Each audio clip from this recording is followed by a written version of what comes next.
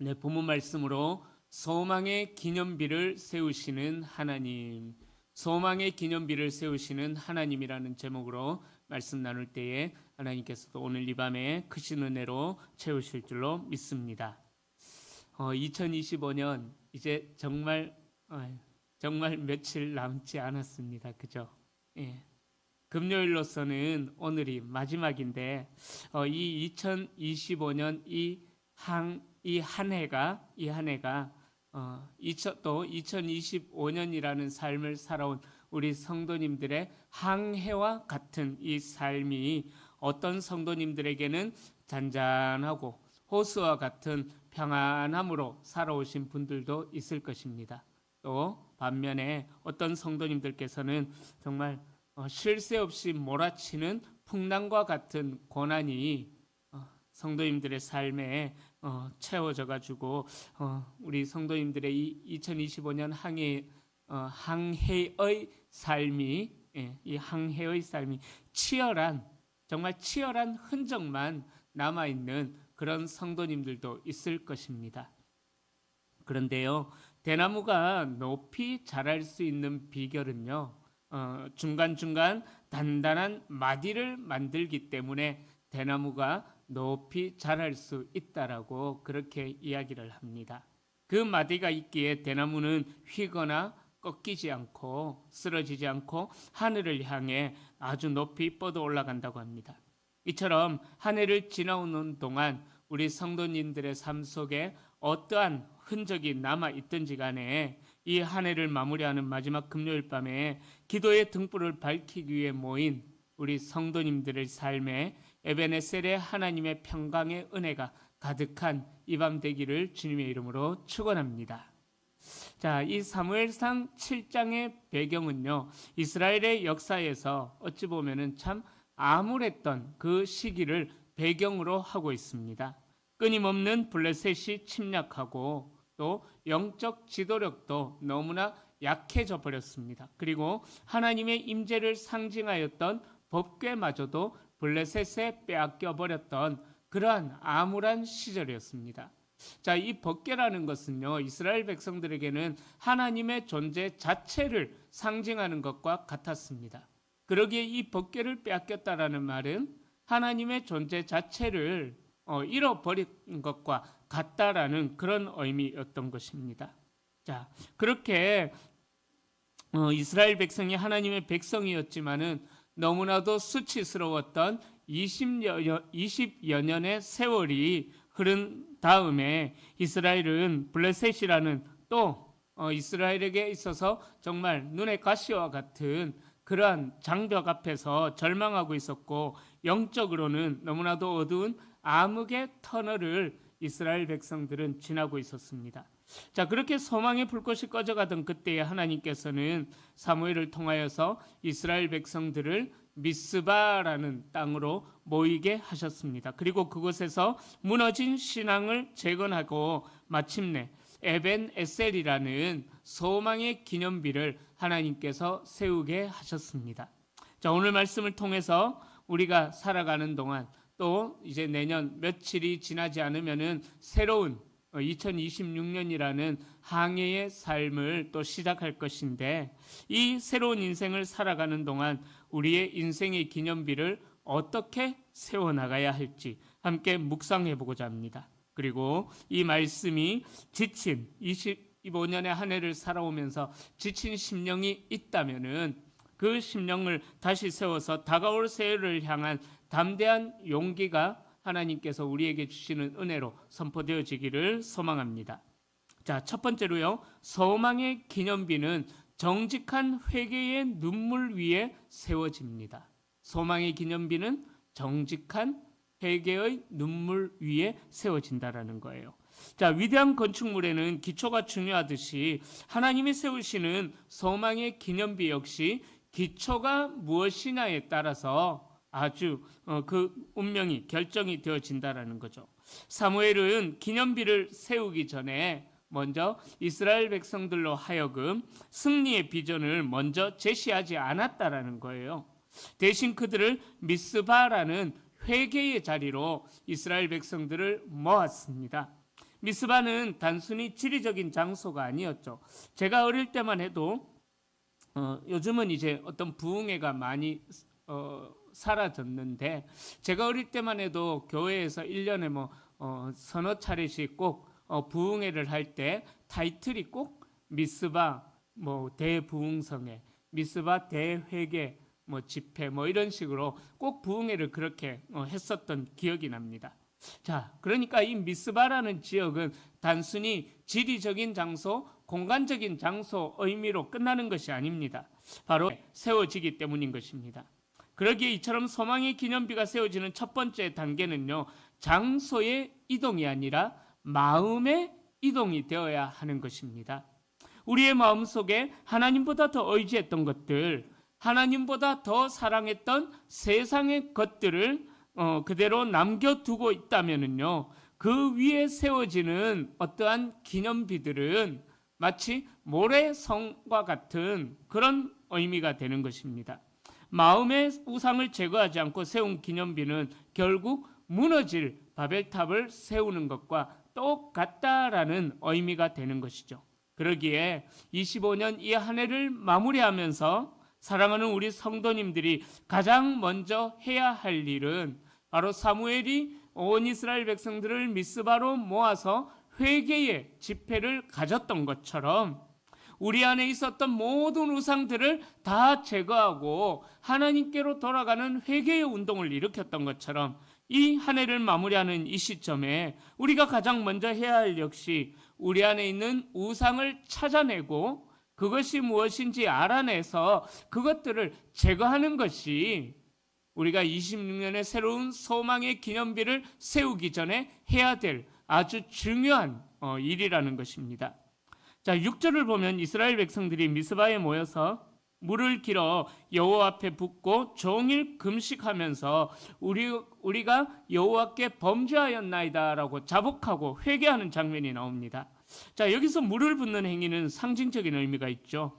이는 하나님 앞에서 자신의 숨겨진 죄와 우리가 또 하나님만을 섬기지 못하였던 여러 신들을 섬기면서 우리의 마음이 나뉘어졌던 그러한 것들을 다 회개한다. 물을 붓는 것처럼 우리의 죄와 연약함을 조금도 남김없이 다 쏟아내겠다라는 철저한 하나님 앞에서의 항복의 선언과 같은 행위였던 것입니다.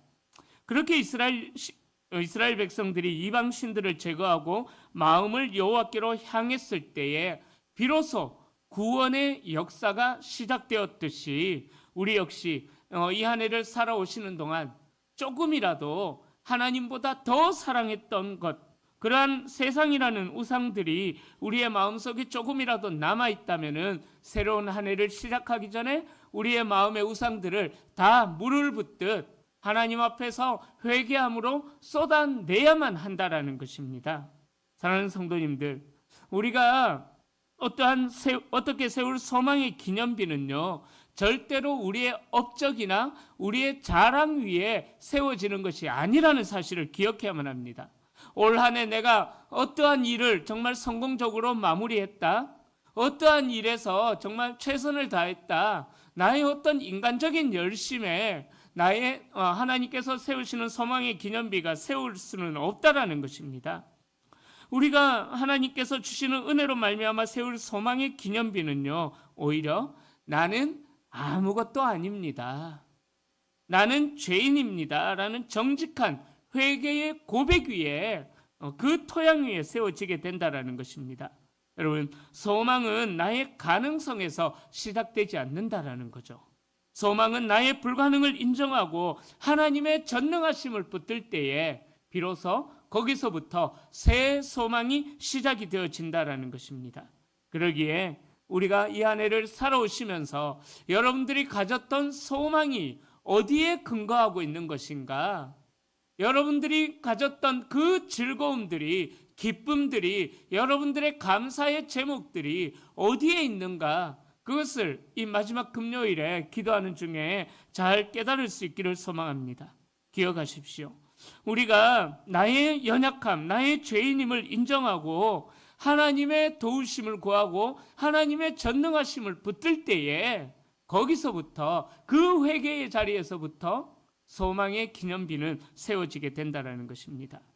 한 해를 돌아보십시오. 우리는 얼마나 성취를 하기 위하여서 얼마나 많은 애를 쓰셨습니까? 그 삶이 비록 의미 없다라고 말씀드리는 것은 절대로 아닙니다. 그러나 하나님이 오늘 이 밤 우리에게 요구하시는 것은 어떠한 성과 보고서가 아닙니다.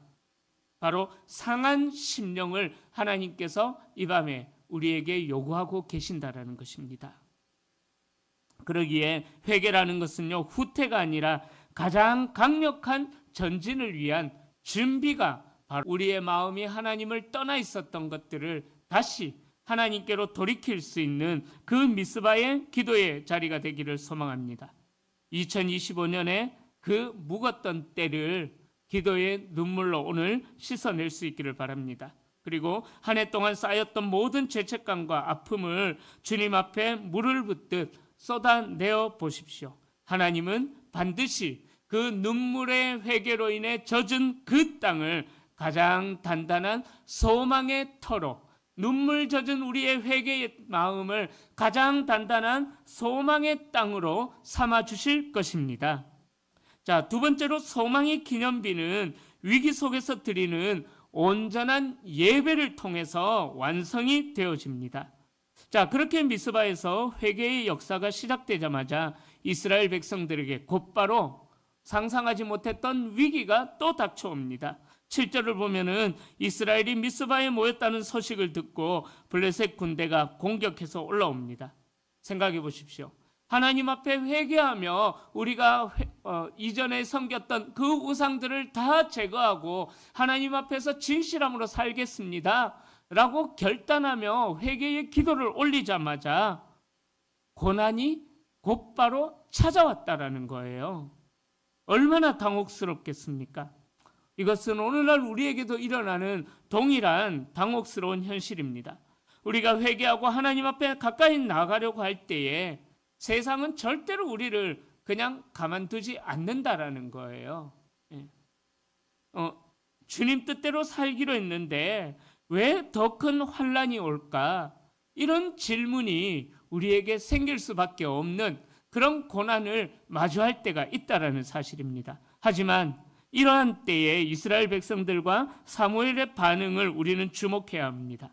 이스라엘 백성들은 두려워했습니다. 그러나 그들은 8절에 보면 사무엘에게 이렇게 요청합니다. 우리를 위하여 쉬지 말고 부르짖어 주십시오. 이스라엘 백성들이 이전에는 자기 소견에 옳은 대로 그냥 막 행하던 사람들이었지만은, 그러나 미스바의 전심을 다한 회개의 운동을 거치고 난 다음에는 이들에게 어떤 일이 일어날까요? 바로 위기의 상황이 닥쳤을 때에 세상을 향해 나아갔던 것이 아니라 바로 하나님께로 나아갔다라는 사실입니다. 우리를 위하여 쉬지 말고 기도해 주십시오. 그렇게 사무엘에게 요청을 했습니다. 또한 사무엘도 급박한 위기의 상황 속에서 어떤 세상의 힘들을, 무기들을 먼저 찾지 않았다라는 거예요. 9절에 보면은 젖 먹는 어린 양 하나를 가져다가 온전한 번제를 여호와께 드렸다라고 기록되어져 있습니다. 바로 이는 나의 생명과 나의 주권과 나의 모든 것이 다 하나님께 있음을 인정하는 행위인 것입니다. 위기의 한복판에서 백성들은 하나님의 도우심을 구하고 예배를 선택했다라는 거예요.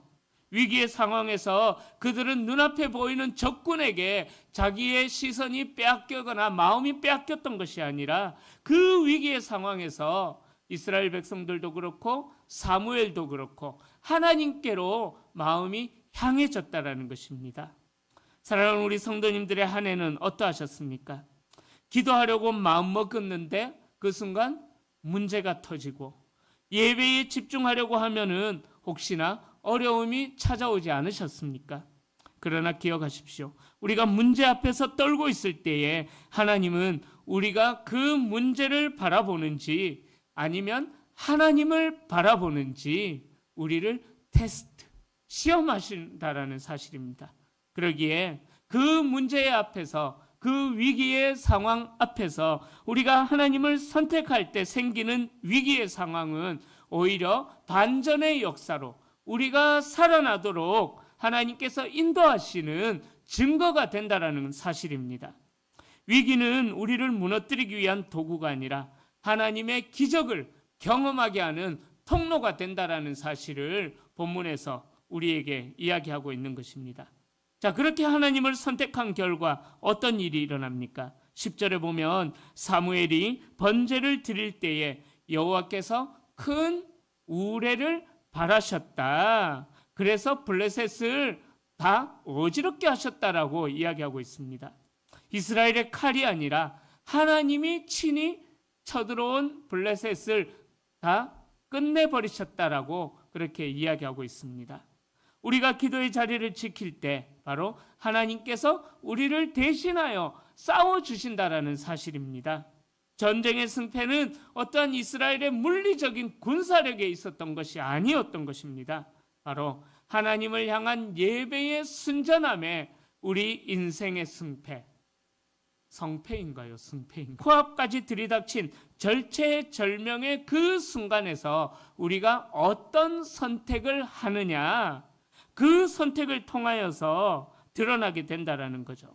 한 해를 마무리하는 이 시점, 우리 사랑하는 성도님들을 공격하는 블레셋과 같은 그러한 문제, 어려움, 상황은 과연 무엇일까요?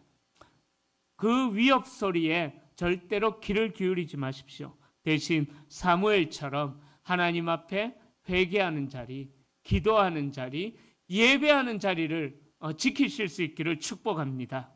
우리가 그렇게 하나님 앞에 순전함으로 나아갈 때에 하나님은 우리를 대신해서 우레 소리를 바라시고 우리의 모든 대적을 다 물리치실 줄로 믿습니다. 기억하십시오. 소망의 기념비는 우리가 싸워서 얻은 전리품이 절대로 아닙니다. 우리가 어떠한 일을 성공했다고 해서 소망의 기념비와 같은 그러한 전리품이 우리에게 주어지는 것이 아닙니다. 바로 하나님께서 우리를 위하여 싸우셨다는 그 영광스러운 흔적이 우리에게 있어서 소망의 기념비가 되는 것입니다. 오늘 이 밤 사랑하는 우리 성도님들의 기도가 하늘 보좌를 움직이는 온전한 번제가 될 수 있기를 축복합니다. 자, 마지막 세 번째로 소망의 기념비는 하나님의 동행을 선포하는 에벤 에셀의 신앙으로 영원해집니다. 자, 마침내 전쟁에서 승리한 후에 사무엘은 돌을 취하여서 미스바와 센 사이에 세우고 그 이름을 에벤 에셀이라고 불렀습니다. 에벤 에셀이라는 말의 뜻 잘 아시죠? 하나님이 여기까지 우리를 도우셨다. 하나님이 여기까지 우리를 도우셨다.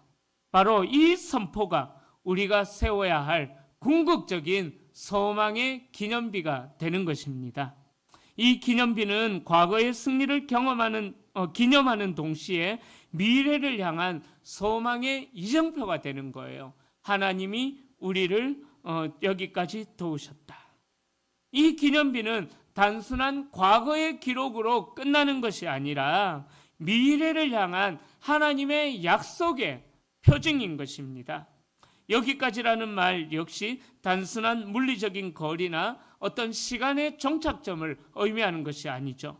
실패와 좌절, 눈물과 탄식의 골짜기를 지날 때도 하나님의 손길이 단 한순간도 우리를 떠나지 않았다는 고백이 바로 에벤에셀의 고백이다라는 사실입니다.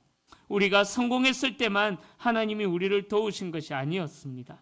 우리의 365일 모든 삶의 순간순간들이 하나님의 보호 아래 있었음을, 여기까지 인도하신 하나님의 은혜 아래 있었음을 고백하는 것이 에벤에셀의 의미가 되는 것이죠. 하나님은 블레셋의 압제 아래 신음하던 그 고통스러운 20년의 세월조차 이스라엘을 미스바로 이끌기 위하여서 하나님이 친히 일하고 계셨다라는 것을 이 에벤에셀을 통하여서 하나님은 우리에게 말씀하고 계시는 것입니다. 그러기에 이 에벤에셀의 기념비가 우리에게 세워져 있다면은 우리의 삶의 해석이 달라지게 된다라는 거예요.